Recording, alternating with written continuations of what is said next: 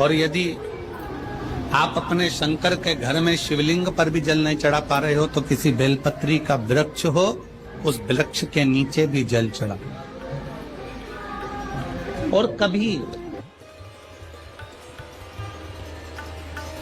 कभी मौका मिल जाए, कभी भगवान शंकर की बड़ी करुणा हो जाए, भगवान शंकर की बड़ी उदारता हो जाए, भगवान शंकर की बड़ी कृपा हो जाए, बड़ी कृपा हो जाए, भगवान शंकर जिस दिन तुम्हारे ऊपर बड़ी कृपा कर दे, किसी सोमवार को 3 नियम बना लो।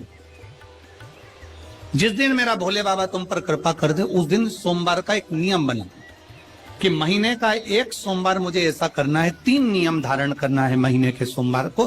पहला, सुबेरे जाकर शंकर भगवान को 1 लोटा जल चढ़ाना है।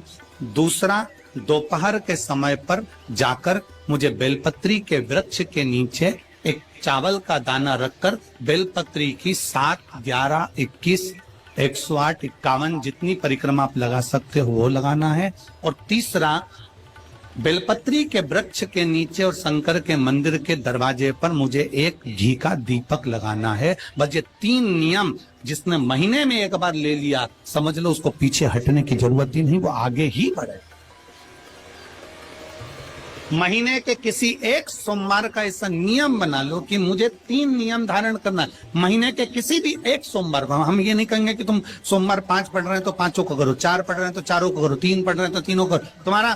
तुम तो महीने का एक सोमवार का नियम बना। और मेरी जीजियों से, मेरी बेटियों से जो विदेश में रह रही हैं, जो कहीं बाहर रह रही हैं, कहीं बड़े शहर में रह रही हैं, जो रोज मंदिर नहीं जा सकते, हर किसी महीने के एक सोमवार को भी ये नियम निर्धारण कर सकते, तो उनसे कहेंगे कि 3 महीने में एक सोमवार का नियम बना लो। 3 महीने में नहीं बना सकते तो 6 महीने में एक सोमवार का नियम बना लो। और 6 महीने में नहीं बना सकते तो 1 साल में एक सोमवार का ऐसा नियम बना लो कि मैं साल का एक सोमवार ऐसा रहूंगी कि सुबह सोमवार के दिन मंदिर में जाकर जल चढ़ाऊंगी, दोपहर में जाकर बाबा को एक अक्षत का दाना रखकर, अक्षत का मतलब है कि बाबा मेरी दिनों दिन उन्नति करना। बेलपत्री के वृक्ष के नीचे जो अक्षत रखा जाता है वो उन्नति के लिए रखा जाता है। शंकर के शिवलिंग पर जो अक्षत रखा जाता है वो रोग मुक्ति के लिए रखा जाता है। अशोक सुंदरी पर जो अक्षत रखा जाता है वो संतान प्राप्ति के लिए रखा जाता है। षडानंद कार्तिकेय की ओर जो अक्षत रखा जाता है वो हमारे बच्चों की सुख समृद्धि के लिए रखा जाता है। विनायक की ओर,